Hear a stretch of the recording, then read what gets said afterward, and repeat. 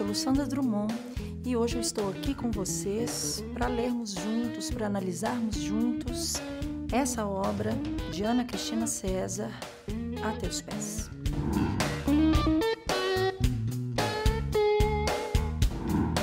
Bom, vamos conhecer um pouquinho mais dessa autora, Ana Cristina César, que é uma autora maravilhosa, que publicou essa obra, A Teus Pés, e foi a única obra publicada em vida.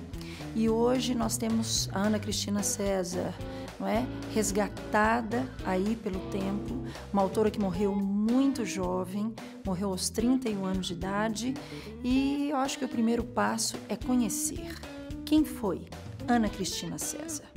Vamos lá, uma pequena biografia. Ana Cristina César nasceu no Rio de Janeiro e, já muito pequena, ela escrevia poemas.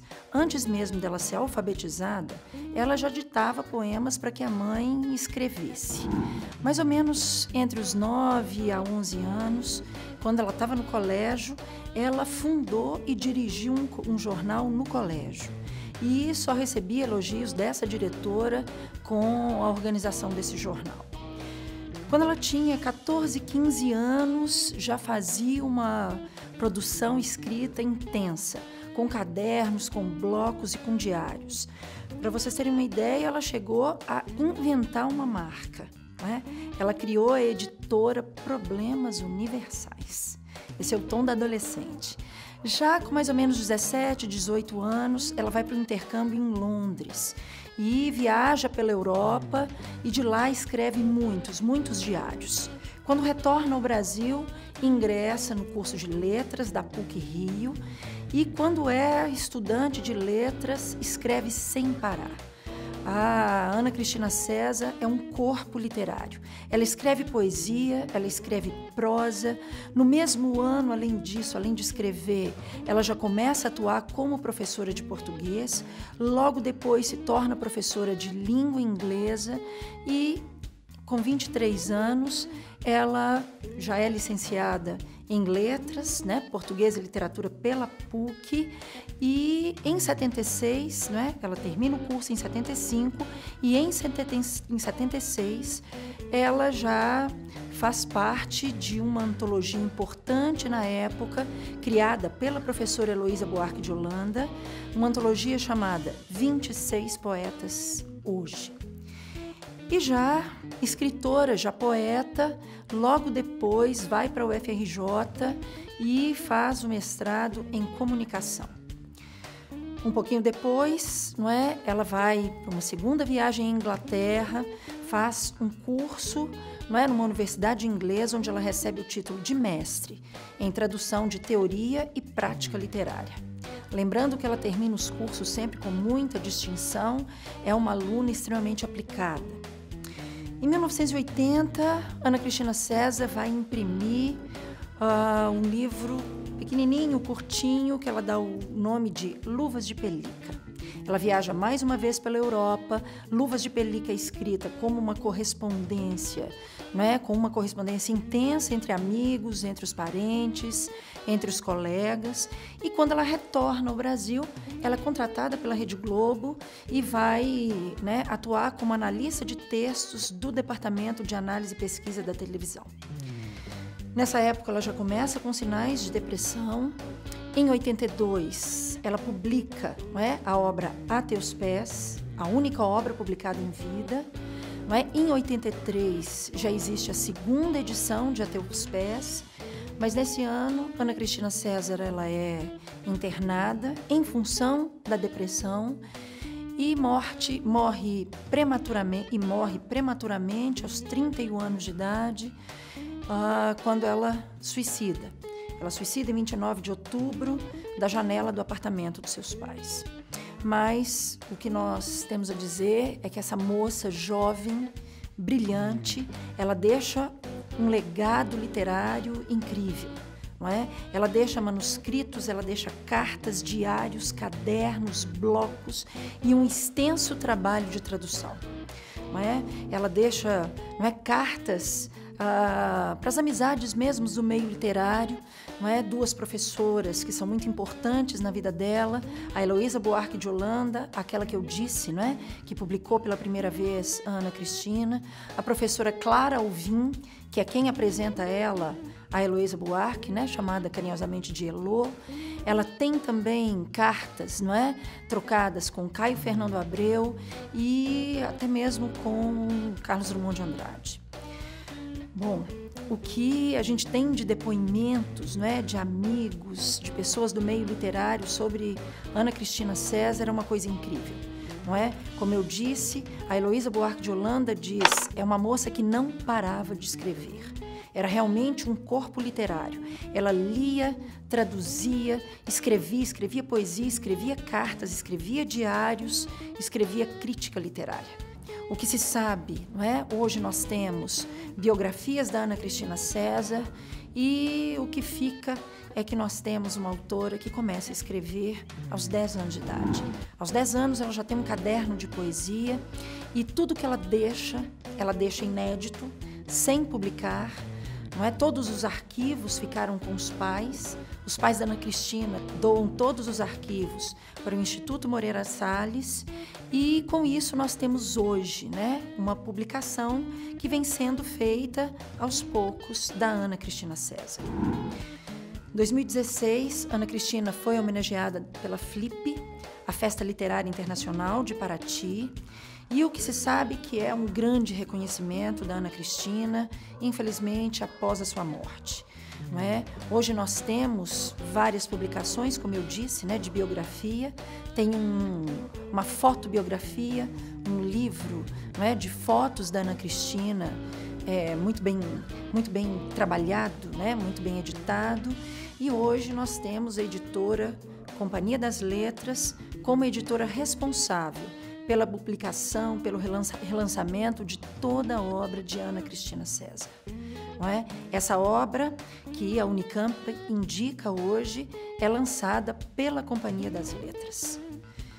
Portanto, o que nós sabemos é que, aos poucos, nós vamos conhecendo esses textos da Ana Cristina porque a obra vai ser lançada pela Companhia das Letras com o decorrer dos anos. O que nós podemos dizer, no mínimo, é que é uma autora única, diferenciada, ousada e que precisa ser mais reconhecida. Daí a indicação da Unicamp. Vamos entender melhor essa obra? A indicação da Unicamp é essa coletânea, editada pela Companhia das Letras, e ela é feita de mais de um livro, não é? O título, né, da coletânea A Teus Pés é composto por esse livro, né, publicado em vida, A Teus Pés, mas também de outros livretos que foram produzidos de maneira artesanal. Eles foram, né, escritos, impressos e distribuídos de forma independente pela Ana Cristina César. Quais são? A gente vai perceber logo aqui, olha, não é?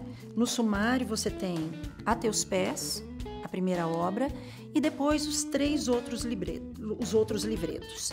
Cenas de Abril, Correspondência Completa e Luvas de Pelica. Vocês podem ver que é um livrinho curtinho, tamanho pocket, coleção de bolso, e o que eu posso já adiantar? A Teus Pés, não é? O livro A Teus Pés.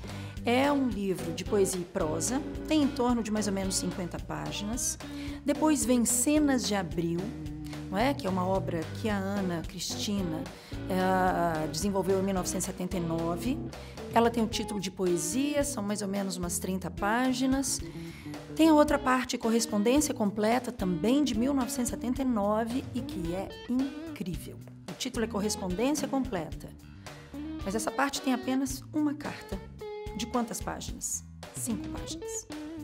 E aí, o outro livreto, que está aqui nessa coletânea, tem o nome de Luvas de Pelica e é intitulado como poesia e tem em torno de 20 páginas.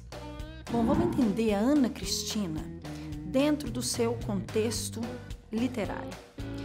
A Ana Cristina César, ela escreve na década de 70.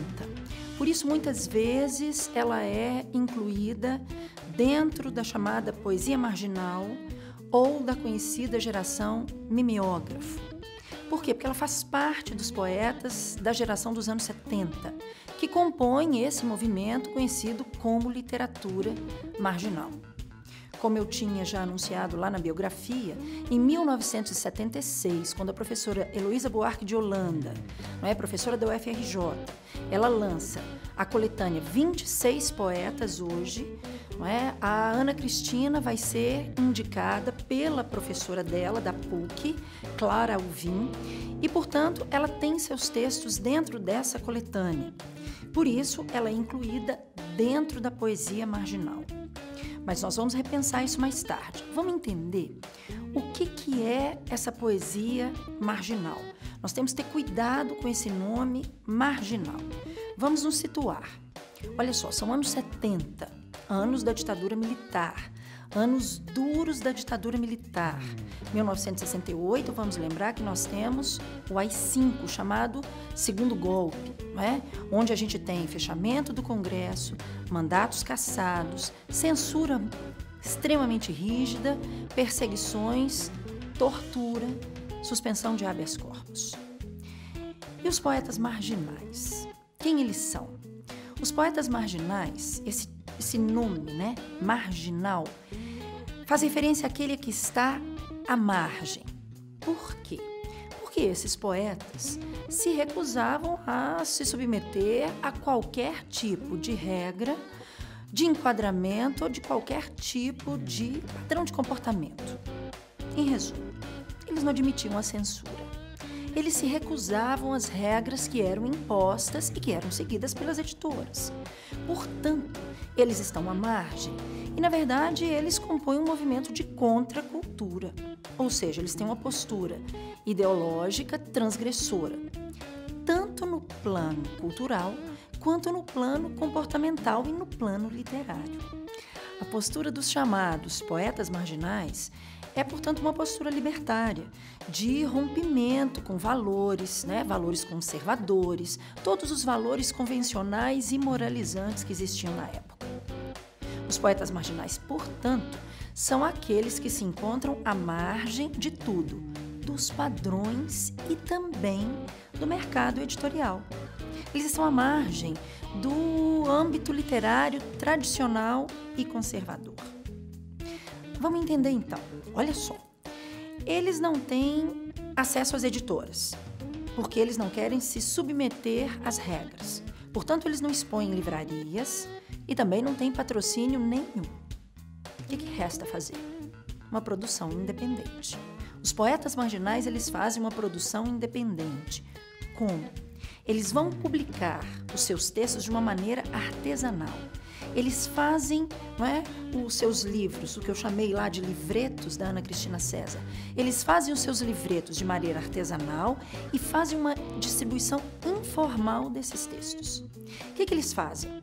Eles escrevem, eles criam, eles imprimem, ou melhor, eles rodam no mimeógrafo. Por isso, geração mimeógrafo. E agora eu fico pensando que talvez você nem saiba o que é um mimeógrafo. E aí eu fico pensando, o tempo passa, Mimeógrafo é uma máquina, Falar em mimeógrafo me lembra cheiro de álcool, Porque na ausência, de uma máquina Xerox, como a gente tem hoje, ou porque talvez fosse muito cara, Na escola, por exemplo, a gente fazia prova com folhas mimeografadas, Elas eram impressas numa máquina bem manual, saía, com impressa assim, com uma cor roxinha cheirando a álcool. Era assim que eles faziam. Eles escreviam, imprimiam, rodavam nessa máquina mimeógrafo e com isso desenvolviam eles mesmos um projeto gráfico do livreto. Era um folheto. E o que eles faziam? Eles distribuíam para os seus amigos, para os seus parentes, para os seus colegas, em portas de cinema, de bares, no teatro e nas próprias universidades. Ou seja, o que se sabe é que os poetas marginais, eles faziam uma tiragem pequena, pequena, mais ágil e barata, e quem bancava tudo isso era o autor. É interessante por quê? Porque o autor vai ter, então, um contato direto com o público. Por quê? Porque ele produz tudo e ele vende a sua própria obra. E isso é muito interessante, o contato com o público. Por quê? Porque o objetivo desses poetas é atingir as pessoas, é levar a mensagem. Que mensagem? Eles fazem um movimento de contracultura. A mensagem é de transgressão. A mensagem é daqueles que não seguem as regras. Eles já não estão submetidos à censura mesmo, porque eles produzem sozinhos. Então, o que eles fazem? Eles escrevem, distribuem e eles estão em contato com o leitor, com o seu público leitor, porque eles querem ser lidos. Na verdade, eles querem ser ouvidos. Daí a gente entender quais as características dessa literatura. A primeira coisa, eles têm liberdade de expressão. Então, a escolha dos temas são temas completamente irreverentes. A gente vai perceber uma linguagem livre, feita de coloquialidade. Muitas vezes gírias e palavrões também. Sobre o que eles querem escrever? Sobre qualquer coisa. Sobre suas experiências, mas não é como o modernismo quis retratar o cotidiano. Eles valorizam aquilo que é banal, aquilo que talvez não tivesse importância. E é muito comum que os textos sejam bem curtinhos. O que a gente percebe? Que existe também uma liberdade no estilo. Eles vão rasurar o que é considerado poético e o que é considerado não poético. O que eles fazem? Eles misturam a prosa e a poesia. Portanto, aquela história de fazer a confluência de gêneros, o narrativo e poético, é muito comum na poesia marginal. Em resumo, os poetas marginais, eles estão na contramão da estética tradicional. A gente pode citar, não é, dentre esses poetas, para você se localizar, um que é muito conhecido, que é o Leminski. Além do Leminski, o Chacal, o Francisco Alvim, o Cacaso, o Olli Salomão, a Leila Mícolis, o Torquato Neto. E a Ana Cristina César? Ana Cristina César faz parte desse grupo de poetas marginais. Muitos deles são seus amigos, mas Ana Cristina César, preste atenção nisso, ela vai muito além da poesia marginal. Ela tem características da poesia marginal, mas ela vai além dessa poesia. Vamos entender por quê? É o seguinte. Primeiro, nós já vimos que a Ana Cristina César, ela tem uma produção independente, não é? Aqui nessa obra indicada pela Unicamp, a gente sabe disso, não é? Cenas de Abril, Correspondência Completa, Luvas de Pelica, são as suas produções independentes. Essas obras, elas têm características semelhantes à poesia dos seus amigos, que compõem a poesia marginal? Tem. O que a gente pode citar que chama mais atenção? A ruptura da prosa e da poesia. Ela mistura o tempo inteiro, prosa e poesia. Inclusive, esse livro, A Teus Pés, ele vem com o subtítulo, Poesia e Prosa. Ela fala do cotidiano? Fala. Ela tem uma linguagem coloquial? Tem. Mas por que ela vai além da proposta da poesia marginal? Porque Ana Cristina César tem uma preocupação enorme com o ato de escrever. Os textos da Ana Cristina são textos metalinguísticos. Ou seja, lembra da metalinguagem? Quando a linguagem faz uma reflexão sobre a própria linguagem? A Ana Cristina César faz isso o tempo inteiro. Só para você ter uma ideia, não é? Nessa pesquisa que existe hoje, né, de tudo que a Ana Cristina escreveu, não é? Foi encontrada uma pasta, é chamada de pasta rosa. Essa pasta foi encontrada no armário da mãe da Ana Cristina César e essa pasta, ela está lotada de manuscritos. Os manuscritos, eles são todos datilografados, como eram na época, riscados e riscados e riscados. Ou seja, daquela que tem um trabalho de escrever e de voltar a ver o texto e refazer esse texto e refazer e refazer. É interessante porque a Companhia das Letras, inclusive, publicou, não é, esses textos da pasta rosa, não é, que ficou chamado, né, de livro da pasta rosa, e aí a gente percebe a sofisticação da produção escrita da Ana Cristina César. Não é? O que a gente observa é que a Ana Cristina ela vai ter diferenças, tanto na construção dessa linguagem, que é muito elaborada, que é muito pensada, mas também diferenças de cunho mais ideológico, não é? De forma de enxergar e de produzir essa literatura ideológica, que eu digo no campo literário. Enquanto os poetas marginais, não é, têm uma rejeição total pela tradição literária, eles querem romper com tudo, inclusive com a tradição literária. A tradição literária que persistia até então. Ana Cristina César, o que ela mostra? Ela mostra que a produção literária dela tem um processo de estudo muito apurado, os textos são muito trabalhados. E ela mostra que ela é influenciada, inclusive, não é, para construir a sua obra, desses textos que vêm de tradição literária. A sua voz poética é uma voz própria, inovadora e ousada, mas ela tem influência da tradição literária.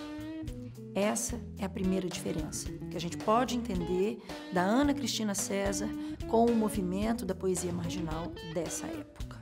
Então, o que eu quero dizer é que a poesia da Ana Cristina César é uma poesia intimista, que apresenta muito lirismo e que vai deixar entrever a sua intelectualidade. Ana Cristina é professora, é tradutora, é uma super leitora, é jornalista, é ensaísta, faz crítica literária, é autora de artigos e a gente vai perceber essa intelectualidade toda na obra dela. Não é? A gente vai perceber nesses textos muitos versos, muitas frases em inglês, em francês.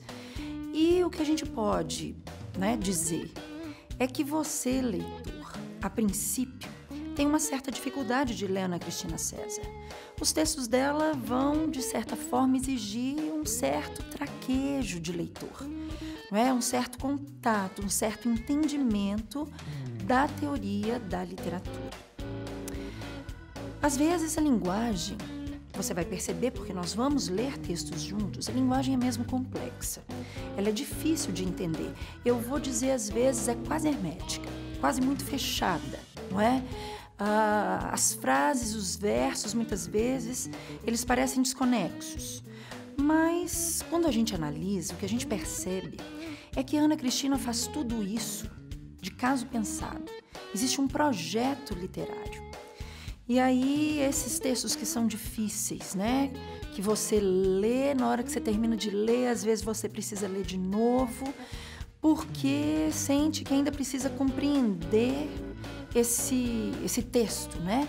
Que foi escrito, que foi reescrito, e, portanto, se a Ana Cristina César escreve, reescreve, nós, leitores, também vamos fazer a mesma coisa. A gente lê, relê, para conseguir entender essa linguagem. O que nós temos de fazer, então? Entender a escrita da Ana Cristina César, como ela é feita. O que eu vou tentar fazer aqui é apontar algumas características dessa linguagem da Ana Cristina. É preciso entender que é difícil fechar a Ana Cristina em características, mas como nós vamos fazer uma prova, eu preciso fazer esse apontamento. Primeira coisa que chama atenção, o estilo. O estilo é livre. Como eu mencionei, a Ana Cristina ela vai fazer a confluência do poético e do prosaico. Então, muitas vezes, a gente vai poder chamar a escrita dela de prosa poética.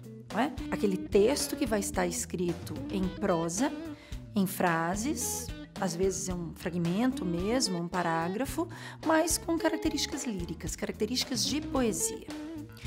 Outra característica, os versos, muitas vezes parecem aleatórios, desconexos, mas eu chamo a atenção que muitas vezes ela quer construir imagens. Ela constrói imagens como? Ela fragmenta, ela vai fragmentando e você, leitor, vai construindo essas imagens e vai montando o sentido do texto. Outra característica, Ana Cristina César escreve com um caráter confessional. A poesia dela é intimista, por isso ela vai usar textos em formas de cartas, em formas de diários, em que você tem a expressão de um eu. E é muito comum que esse eu expresse angústia, que ele expresse melancolia. Outra característica que chama muita atenção, ela faz muita bricolagem. Ela faz colagem, ela faz montagem de textos. O que a gente percebe que é que ela escreve por meio de uma sobreposição de textos literários, mas não são só textos, né, que ela vai colando. Ela pega personagens, ela pega cenas de cinema, ela pega trechos e personagens e cenas de séries de TV da época dela. Ela pega letras de música. Ela vai colar também fatos de carnaval no Rio de Janeiro. Ela trabalha com letra de samba. Portanto, o que a gente percebe? Que esses versos, que essa escrita, que é feita muitas vezes com versos aleatórios, mas que tem muito lirismo, é produzida como se fosse um grande brainstorm, ou seja, aquela chuva, aquela tempestade de ideias. E aquilo tudo vai jorrando e tudo parece muito hermético e você, leitor, você que dê conta daquilo ali. Uma outra característica é que, ao invés, às vezes, dessa escrita hermética fechada, ela opta por escrever de maneira coloquial. Tá vendo por que não dá para fechar a Ana Cristina César? Por quê? Porque ela trabalha com ambiguidade, ela escorrega de uma coisa para outra, não é? Então, ela usa uma linguagem, muitas vezes, coloquial, com temáticas de um cotidiano. E o que ela gosta de fazer, muitas vezes? Ela gosta de criar intimidade com quem está lendo. Na verdade, ela finge intimidade. O que a gente observa é que ela quer criar uma cena sempre. E aí, o que ela faz? Ela mostra várias faces. Ela mostra várias personas, várias máscaras. Então, o que a gente sabe dentro dessas máscaras, ao mesmo tempo que se tem uma leitura difícil, quase hermética, a gente vai ter também uma linguagem, muitas vezes, que é atraente, que é espontânea, que é coloquial, que parece criar uma intimidade com a gente que está lendo. Portanto, fica a minha dica. Ler Ana Cristina César. Você, leitor, não fique preocupado em ir decodificando tudo. É impossível. O que eu estou querendo dizer? Compreender verso a verso. A escrita dela não quer isso. Você tem que se deixar levar pelo texto. E você pode ter certeza que, diante da dificuldade, muitas vezes você vai encontrar passagens que são irônicas e até mesmo engraçadas. Você tem que se deixar seduzir por essa escrita, por essa figura que se apresenta com várias caras, com várias máscaras, portanto, essa figura que vai falar como se fosse várias personas. Então, vamos pensar a coletânea em si, a teus pés. Então, vamos fazer um espelho dessa obra aqui. O que está contido aqui? Vamos pensar primeiro nos livretos? Vamos começar por Cenas de Abril. Cenas de Abril, não é? É a partezinha, não é? Que vai estar como poesia. Essa parte tem poemas tanto curtos quanto longos. Tem versos livres e versos metrificados. Tá vendo? Como é uma coisa e outra ao mesmo tempo. E você tem muita prosa poética aqui. Carrega o nome de poesia, mas tem muita prosa poética, muitos textos que são escritos como se fossem diários. O que é importante em Cenas de Abril? A gente percebe muita metalinguagem. E essa metalinguagem, a gente percebe que o escrever é um processo doloroso para essa figura que se apresenta aqui. É uma atitude visceral, de tirar de dentro do corpo e colocar para fora. E, ao mesmo tempo, fazer um mergulho interior. Tudo isso compõe Cenas de Abril. Para a gente entender essa metalinguagem, eu separei 2 poemas para ficar mais fácil, a compreensão e para você ter um contato mesmo com essa escrita. Então, vamos ler o primeiro texto, que é metalinguístico. O título dele, Primeira Lição. Os gêneros de poesia são lírico, satírico, didático, épico, ligeiro. O gênero lírico compreende o lirismo. Lirismo é a tradução de um sentimento subjetivo, sincero e pessoal. É a linguagem do coração, do amor. O lirismo é assim denominado porque, em outros tempos, os versos sentimentais eram declamados ao som da lira. O lirismo pode ser A. Elegíaco, quando trata de assuntos tristes, quase sempre a morte. B. bucólico, quando versa sobre assuntos campestres. C. Erótico, quando versa sobre o amor. O lirismo elegíaco compreende a elegia, a nênia, a endecha, o epitáfio e o epicédio. Elegia é uma poesia que trata de assuntos tristes. Nênia é uma poesia em homenagem a uma pessoa morta. Era declamada junto à fogueira onde o cadáver era incinerado. Endecha é uma poesia que revela as dores do coração. Epitáfio é um pequeno verso gravado em pedras tumulares. Epicédio é uma poesia onde o poeta relata a vida de uma pessoa morta. Veja só, o que a gente pode perceber desse texto? O que ela está fazendo? Ela está imitando a escrita de um livro didático. Lembra do pastiche? Pastiche, hein? Não é pistache, não. Pastiche. Pastiche é a imitação de um texto, de uma linguagem. Ela imita o livro didático. Mas o que ela está fazendo? Ela está fazendo uma ironia. Ela está querendo dizer, poesia não é isso daqui. Poesia não é decorar nomes, poesia não é, literatura, melhor dizendo, não é você saber caracterizar os tipos de textos. E aí o que é interessante? Depois dela listar, essas nomenclaturas literárias, na página seguinte ela escreve um outro texto metalinguístico, completamente diferente. Vamos ler? Olha só. Olho muito tempo o corpo de um poema, até perder de vista o que não seja corpo, e sentir separado dentre os dentes um filete de sangue nas gengivas. Observa como é que aqui é tudo diferente. Aqui é poesia de verdade. Aqui é o que eu chamei lá atrás com vocês de poesia visceral. É aquela poesia que vem de dentro, que sai das entranhas e que é dolorosa por isso, porque revela o ser dentro de si. Perceba que ela vai dizer, faz jorrar um filete de sangue nas gengivas. Ou seja, é escrita que carrega uma angústia.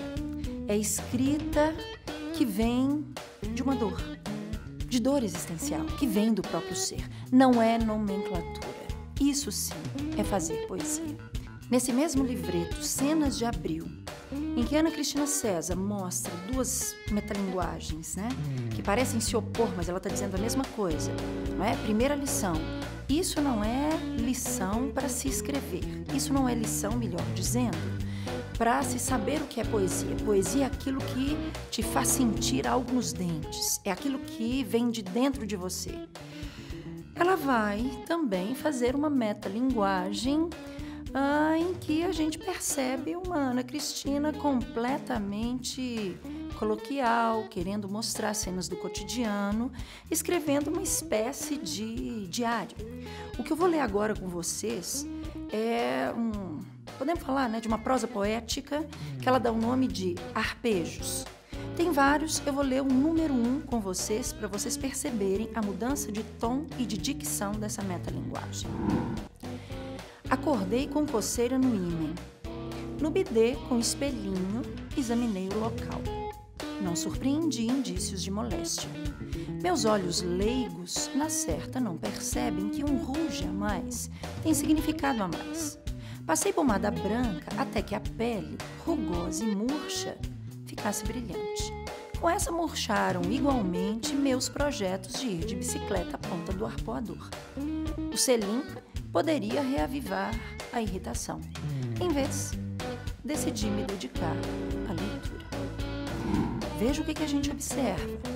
Esse trecho, que parece retirado de um diário, é um trecho íntimo, confessional, em que ela vai falar dela, mas na sua intimidade. Quer dizer, esse eu que ela cria aí para falar da sua intimidade, da questão, um problema com a sua genitália, é para dizer simplesmente, olha só como eu escrevo. Eu ia viver a minha vida, comum, andar de bicicleta, como eu não pude. Eu resolvi me dedicar à leitura. Ou seja, Ana Cristina César é autora de textos complexos, coloquiais, mas aqui ela se coloca, eu sou autora, mas eu sou também leitora. Ela é a leitora tanto de textos de quem conhece a tradição literária, de quem é tradutora do inglês e do francês, mas, ao mesmo tempo, é aquela que se dedica à leitura do cotidiano, a leitura também para dar prazer.